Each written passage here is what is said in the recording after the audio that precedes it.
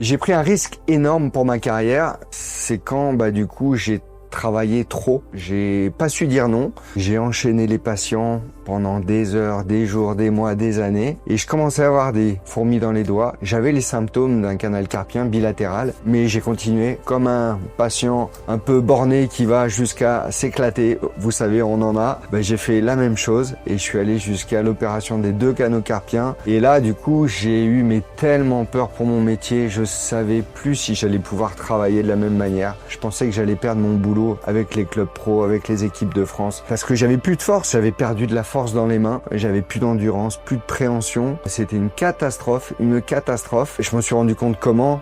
Un jour, j'arrivais en scooter à mon cabinet et j'avais plus de force, j'ai pas pu freiner.